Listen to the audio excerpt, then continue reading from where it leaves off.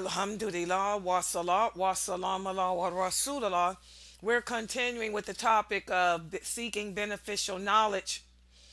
And today, what we're going to do is speak about what happens when we talk about the religion, when we speak about Islam, we speak about Allah, we speak about His Prophet, we speak about the Quran, we speak about the hadiths, the Sunnah, and we don't really have true knowledge of those things. What happens? And this is a big problem that we see today with Muslims. Muslims today, especially when you look on Facebook and other social media, what do you see? They're talking about Islam, talking about Allah, answering questions about the religion, when they truly are not qualified because they don't have the knowledge. They don't have the understanding of Allah, the understanding of the religion, the understanding of the hadiths of the Prophet to even mention these things. But it still doesn't stop them. And first of all, we need to understand that there's a difference between having knowledge and understanding. What is the difference? Knowledge simply involves memorizing something. To memorize something is to have knowledge of it. But understanding is deeper than that. Understanding is to take what you have memorized and apply it in your heart and act upon it. In other words, a person who understands something, they can tell you the details of it. A person that understands how to pray can go into the details of the prayer. They can teach you the Fatiha. They can tell you when to raise the hands during the prayer and when not to. They can tell you how to bow, how to prostrate. So a person who has understanding of something, they know the details of it and they can relate it to you because they're implementing it in their life. And that's why here at this website on these quizzes, I tell you guys, don't give me no short answers no more, because many of you have been coming here for 2, 3, 4, 10, 15, 20 years. So you've memorized what I say. You can quote me verbatim, but how many of you truly understand the message I'm conveying?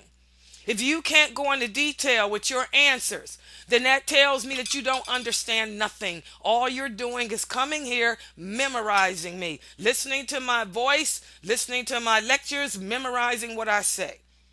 I don't want you to memorize what I say. I want you to understand the message so you can apply it to yourself. Also, guys, the difference between knowledge and understanding is this is what separates the true believers from the hypocrites. And the reality is that most Muslims living on earth today are hypocrites. That's not from me. That's what Allah says. The Prophet sallallahu alaihi wasallam said, out of every 100 people you know, 99 of them are going to be in the hellfire. That's the reality. Okay? So most people living on earth today who claim to be Muslim, most of them are Muslim in name only.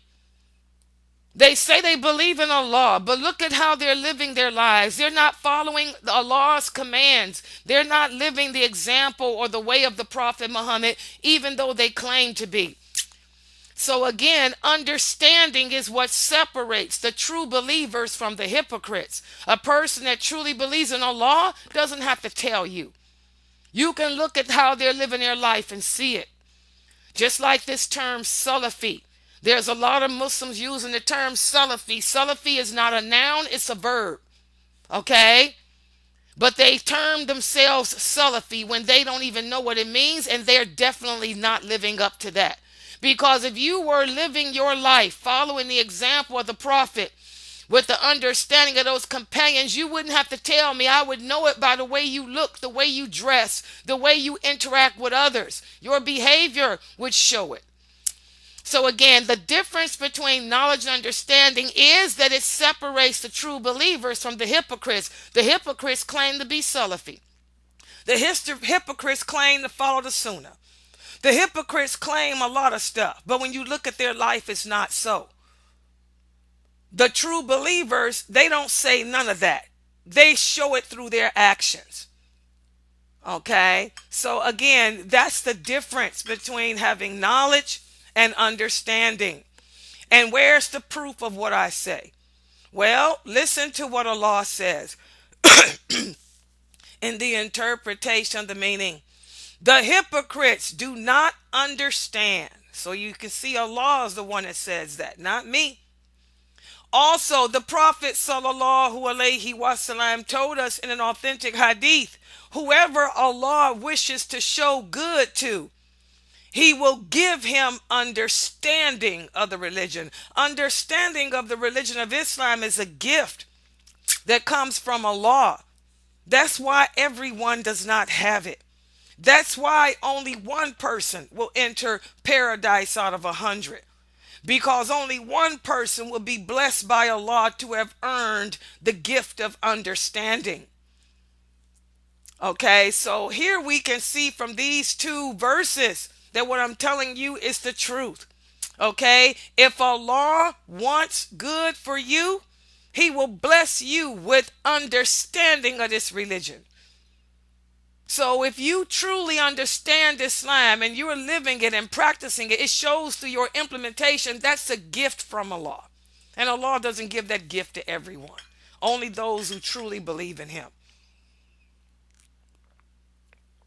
Also, guys, we've already talked about how just because we say we're Muslim doesn't mean that we're actual believers. Okay? One of the signs of a believer is that he understands his religion. And not only does he understand it, but he's constantly seeking knowledge and increasing his knowledge of it. There are so many people who come to my classes and then they stop. Why do you stop? They stop because they think they've learned everything. No, you don't. Even I don't know it all. I'm still learning every day too. The true believer, it continues to increase his knowledge of certain matters. Whereas the hypocrite completely turns away. He thinks he's grasped it all and turns away. And when the people talk in a gathering about matters that relate to prayer or relate to worshiping Allah, the hypocrite turns away from them. But then when people start talking about politics, like you see on Facebook, they start talking about Trump and all that, the hypocrite jumps in on those conversations. The hypocrite has a lot to say about politics. He has a lot to say about paying bills. He has a lot to say about the life of this world. But when it comes to worshiping Allah and all that, he has nothing to say. Or if he does say anything, it's all wrong. It's all based on what he heard through the grapevine and innovation and all that.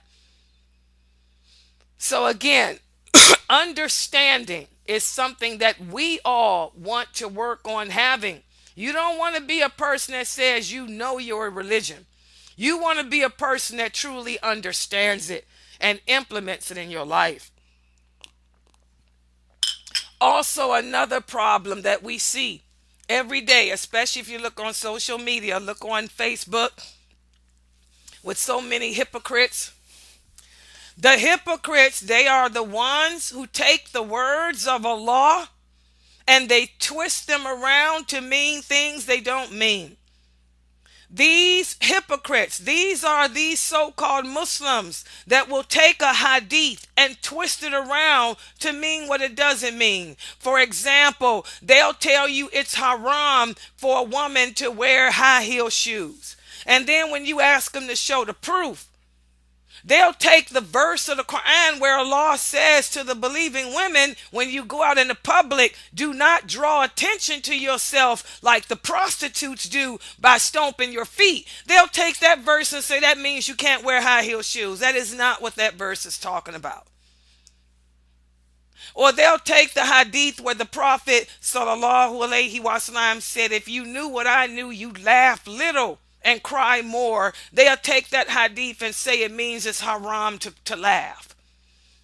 This is what the hypocrites do. So we have to be careful, because so many Muslims, again, out of every 100 people you know, 99 of them are going to hell. 99 of them are hypocrites. They're sitting around telling you all kind of stuff. Astaghfirullah, you can't wear fingernail polish. Astaghfirullah, you can't have long nails. Where's your evidence? Oh, well, animals have long nails. What that got to do? Animals got eyes too. Animals have a heart too. What does that have to do with me having long nails? There's nothing in Islam that says I can't grow my nails long. As long as I trim them every 40 days, I'm not committing no sin. But the hypocrites, they twist the words of Allah around. They twist the hadiths around to mean things they don't mean, to try to make it seem like you don't know your religion when you really do. They are also people who commonly boast to speak from their heart, or they claim to follow what their mind tells them, when in reality they're following their jinn. They're listening to Shaitan. They're following what their evil jinn tells them to do. And again, whenever we speak about Allah and we're not qualified, whenever we say things about Allah that's not correct, whenever we say things about the Prophet that's not correct, this is speaking about Allah and his religion without knowledge. And for those of you who don't know, this is a major sin. To show how major it is, it falls in a category of associating partners with Allah. And the same holds true when you post stuff on your Facebook page from these people.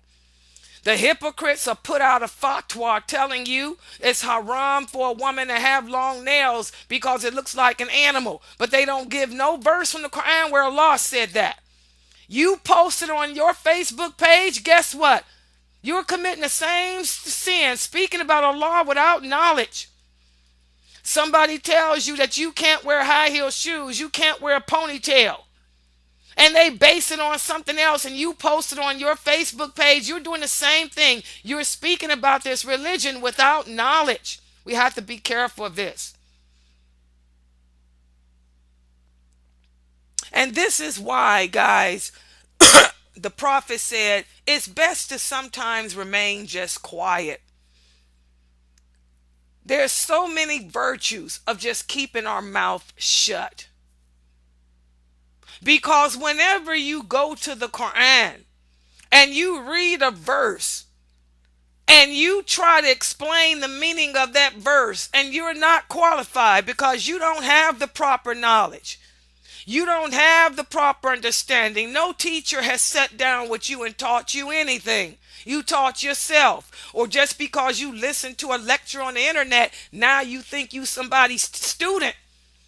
You know, whenever you do this, you are speaking without knowledge. You're following your own desires. You're following your own inclinations, and also you are following inspirations from Shaitan. Remember, your personal jinn will constantly inspire you to do the things Allah hates, to take you to hell. So we have to be very careful of this, guys. This is why I tell y'all, leave that stuff alone. Leave the answering of questions to the people who are qualified to answer.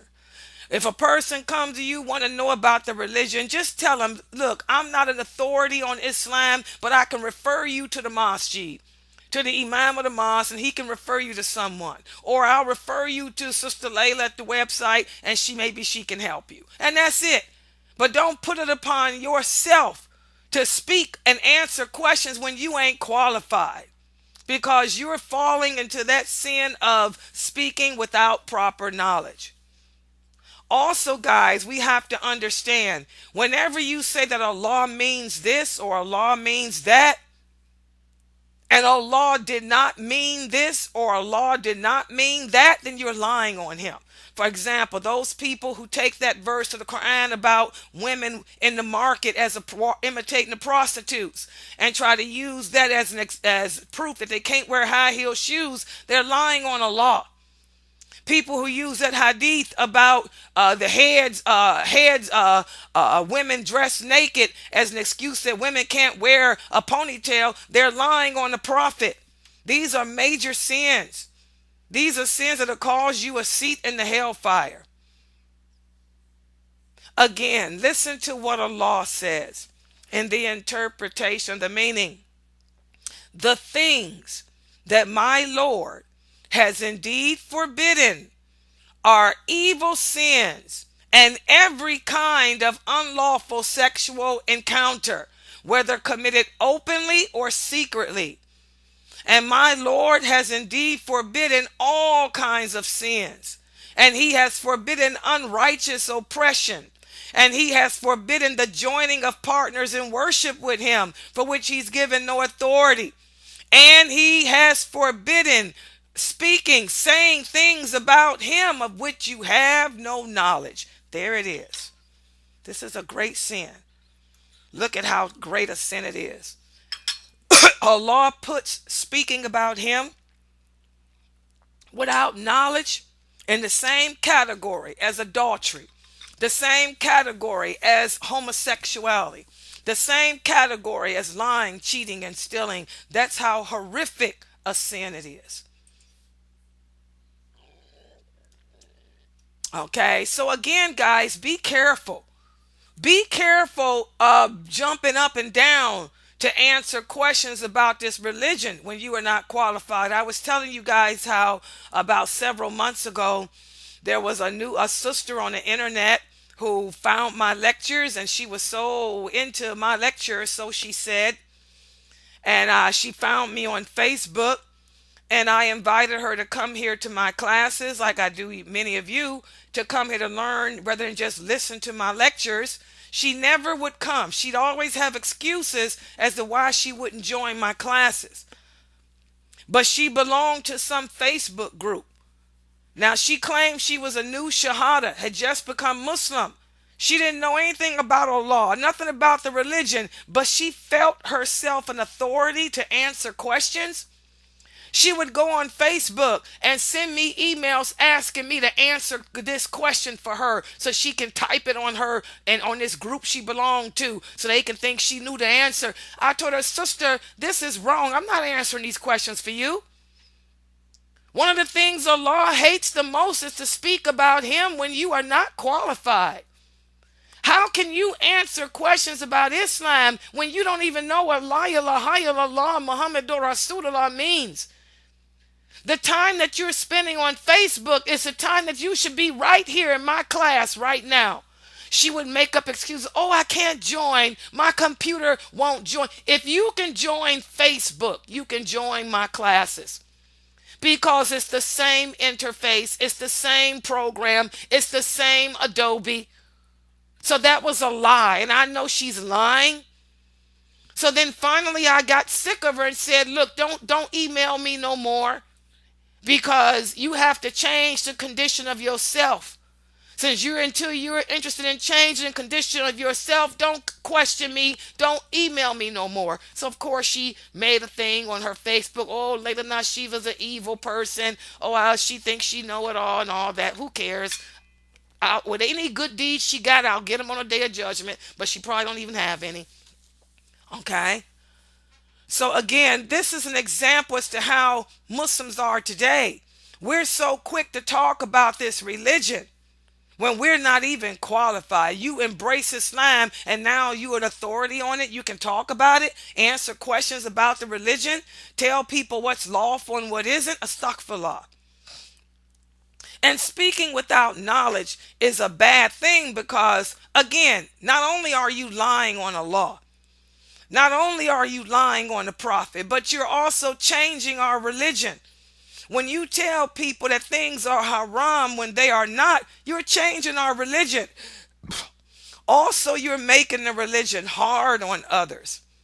Also, you are denying the things that Allah has confirmed, and you are confirming things that He has denied. Also, to speak without knowledge, you end up supporting things that Allah hates. You end up hating things that Allah loves. So this is why we have to be so careful to avoid this. So thus, guys, what I want you to walk away from here understanding today is this. In order to talk about Islam, in order to talk about Allah, in order to even mention those hadiths, you have to have understanding of what you're talking about. If you don't understand the meaning of a hadith, then don't quote it. That's why I tell y'all, when you come to my classes, I want detailed answers. Show me that you understand those hadiths. Give me the meaning of it. If you can't give me the meaning of it, then what the heck are you doing quoting a hadith? If you can't give me the meaning of this verse of the Quran, then why are you quoting it? If you don't know Allah's names and attributes, then how dare you mention them? So in order to speak about this religion, you have to understand what you're saying. That means you cannot say something is unlawful unless you got the clear evidence to prove it from Allah and the Prophet, not a fatwa off some Islam Q&A website. This also means you cannot interpret the verses of the Quran or the Hadith unless you understand them. Otherwise, you're lying on Allah and the Prophet. And finally, unless you take the knowledge and understanding that you do have and act upon it, you ain't qualified to mention nothing, because you're a hypocrite. To open your mouth and talk about Allah, to open your mouth and talk about the deen, and you're not practicing it, you're just showing everyone, you're just confessing to everyone what a hypocrite you are. Okay? On that note, we'll stop right here for today. Tomorrow, there will be one more lecture of this series, just one more lecture in this series. So if you guys have any Sunnahfollowers.